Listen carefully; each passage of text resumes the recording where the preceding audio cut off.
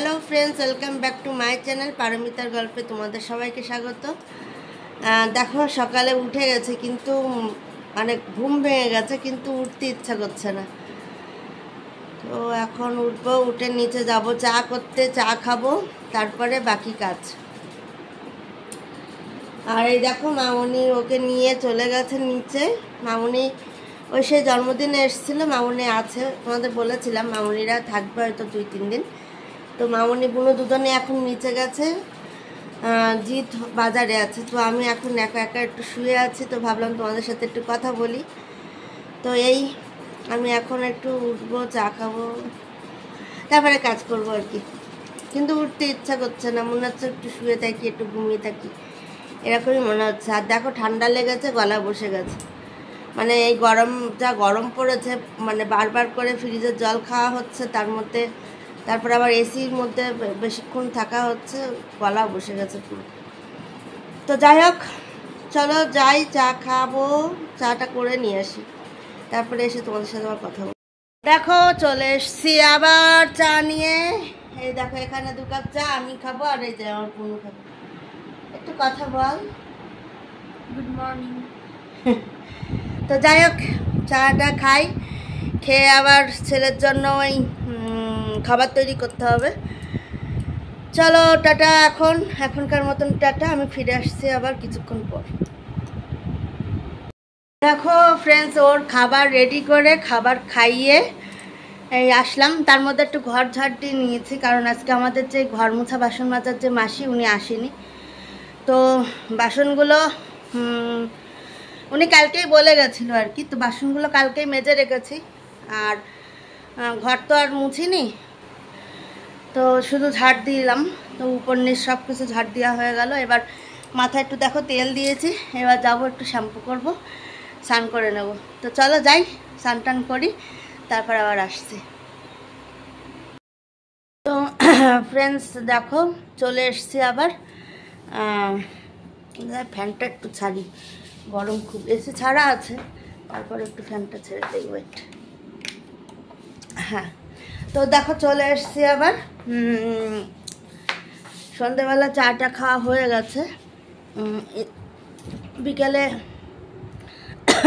ইচ্ছা ছিল ছাদে যখন যাব জামা কাপড় তুলতে, তখন তোমাদের সাথে একবার কথা বলবো, কিন্তু সেটা হয়নি। আসলে কী হয়েছে, ওই সৌজন্যর বার্থডেতে বুনু আর মামনি এসেছিলো, তোমরা দেখেছো, মামনি আর বুনু এখনও আছে। তো এখানে 2 দিন থাকবে। জন্মদিন যেদিন গেল সেদিনই তো তোমাদেরকে বলেছিলাম নিশ্চয়ই। তো যাক, এখানে 2 দিন থাকবে।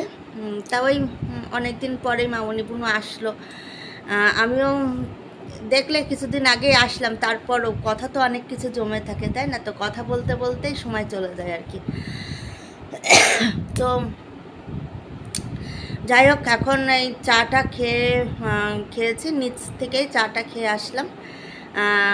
জিত একটু ওই চপ টপ নিয়ে এসেছিলো, তো সেসব খেয়ে আসলাম। মামনি আর বুনু এখন নিচে আছে, সৌজন্যও এখন নিচে আছে, আমি এখন আসলাম একটু উপরে। এসে একটু ওই বিছনা টিছনা গোছাবো। দেখো সব ওলট পালট। ওখানে তোষকটা আছে, এই খাটেই তোষকটা পাতা থাকে। ওই তোষকটা মামনি আর বুনু আসাতে ওই তোষকটা আমি আর জিৎ নিচে পেতে শুচ্ছি, আর এই খাটে সৌজন্য, বুনু আর মামনি শুচ্ছে। তো ওই জন্য তোষকটা ওই কোনায় আছে, আর খাটটা একটু এই অগোছালো মতন আছে, এগুলো একটু গোছাবো, গুছিয়ে তোষকটা নিচে পেতে নেব, পেতে আমাদের বিছনাটাও করে নেব। প্রায় 10টা বেজে গেছে। তো সৌজন্য মানে খাইয়ে দিয়েছি যদিও, মানে এখন খিদে পাওয়ার কথা না, তারপরেও যদি একটু কান্নাকাটি করে তো আমাকে ছুটে যেতে হবে। তো ওই জন্য আমি যেটুকু ফাঁকা সময় পেলাম চলে আসলাম উপরে, যে আমি আমার কাজটা যেটা থাকে সেটা একটু করি। ও তার মধ্যে আবার মাঝখানে একটু এই পাশে আমার যা আছে, জায়ের বাড়িতে একটু গেছিলাম। তোমাদের বলেছিলাম কি না মনে নেই ঠিক, আমার জায়ের মেয়ের ছেলে হয়েছে। তো এটা অনেক দিন আগেই হয়েছে, মানে আমার সৌজন্য থেকে ওই আমার জায়ের মেয়ের ছেলে 6 মাসের ছোট। তো এই কিছুদিন আগেই গেল ওর অন্নপ্রাশন। তো আমাদের নেমন্তন্ন করেছিল সবাইরই। তো আমরা মানে এত পরিমাণ গরম, আর সৌজন্য এখন একটু বড় হয়ে গেছে, তো ওকে বাড়িতে একা রেখে যাওয়া যায় না। একা বলতে শাশুড়ির কাছে রেখে আর যাওয়া যায় না। আগে ছোট ছিল, শাশুড়ির কাছে রেখে যেতাম, কোনো অসুবিধা ছিল না, শাশুড়ি দেখভাল করতো। কিন্তু এখন একটু বড় হয়ে গেছে, কিছুক্ষণ বাদে বাদেই মানে ও মাকে খোঁজে, মা তো না ম্যা বলে, ম্যাকে খোঁজে, পাপাকে খোঁজে। তো ওই জন্য আমাকে নইলে জিতকে কাউকে একজনকে থাকতে হয়। আর শ্বশুরের তো শরীর খারাপ, তোমরা খুব ভালো করেই জানো। তো শ্বশুর তো যেতই না, যাওয়ার কথা ছিল আমার আর জিতের, কিন্তু ওই ওকে কিভাবে কার কাছে মানে রাখবো আর কি, মানে শ্বশুর শাশুড়ির পক্ষে তো ওকে একা সামলানো সম্ভব না। আর যেহেতু ওর এখন আয়া মাসি নেই, তো ওরও মানে একটু কষ্ট হতো। আর তাছাড়া প্রচণ্ড পরিমাণ মানে গরম বাইরে, তো গরমে অসুবিধা কিছু ছিল না, গেলে ওকে নিয়ে যেতে হতো। তো এই গরমে ওকে আমি আর বের করতে চাইনি, তাই আমরা আর যাইনি অন্নপ্রাশনে। কিন্তু এখানে মামা ভাত বলে একটা অনুষ্ঠান হয়, জানি না তোমাদের ওখানে হয় কি না, কার কার হয় আমি জানি না। তো আমাদের মধ্যে নেই মামা ভাত অনুষ্ঠান, কিন্তু এই বাড়িতে এসে দেখছি মামা ভাত বলে একটা অনুষ্ঠান হয়, মানে ওই যার তরফ থেকে একটা অনুষ্ঠান হবে আর কি। তো অন্নপ্রাশনে তো যাইনি, তো ওই যার মানে খুব করে বলেছে যে যাতে এই মামা ভাত অনুষ্ঠানে আমি আর জিত যাই। এটা আগামীকাল, তো নিশ্চয়ই যাবো, যখন নিশ্চয়ই তোমাদেরকে দেখাবো।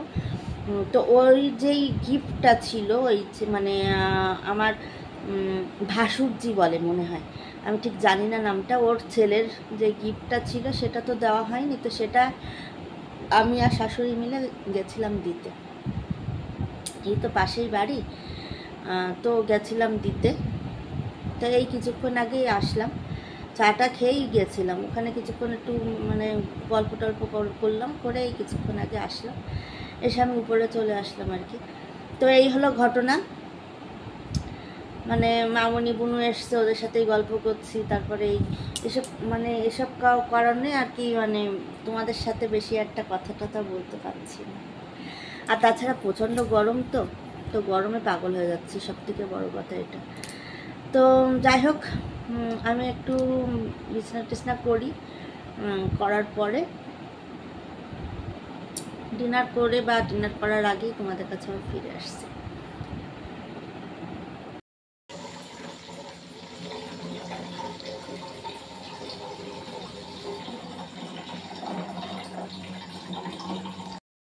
তো ফ্রেন্ডস, দেখলে আমি এখন এই ফিডার ফুটাচ্ছি আর এই জল করছি।